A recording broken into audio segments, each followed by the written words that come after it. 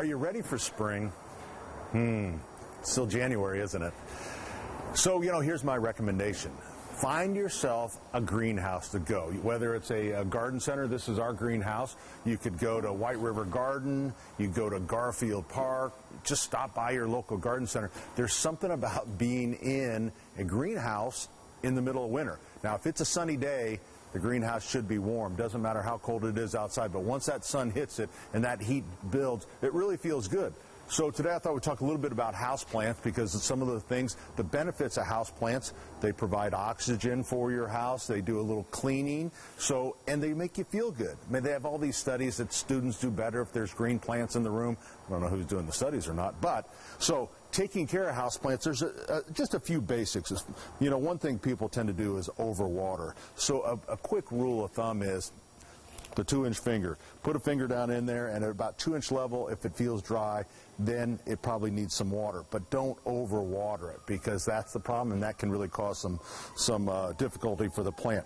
You want to keep the leaves clean, because the photosynthesis, and that helps it provide oxygen. So whether you're cleaning and you can just take water with just a tiny couple drops of detergent in them, spray it, and then just wipe them down and clean them off. There is a product, I'm going to reach over here, called Leaf Shine. That'll actually shine them up and clean them at the same time.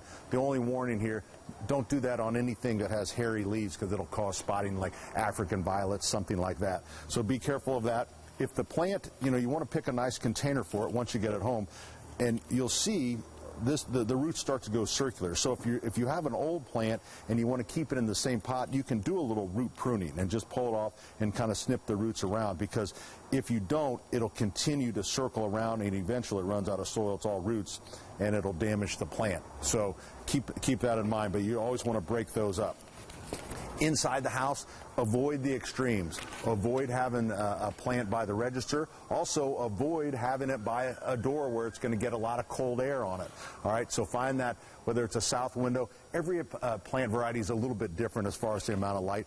The other thing you can kind of do that's kind of fun, too, is grow something. Now, we actually have a fluorescent light underneath this little kit that you can buy.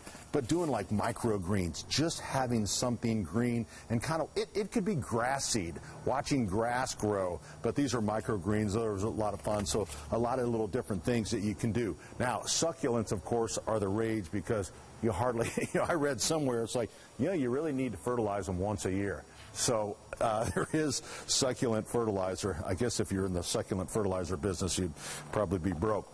But you can feel this thing is so dry, because you can really let them dry out. We'll actually, if we let them dry out, then we'll drop them in a pan of water, and it'll let it kind of soak it up. But succulents, if you can't grow a succulent, you know what? Here's your deal. You can get a faux succulent, get a fake succulent. Then you'll still feel better.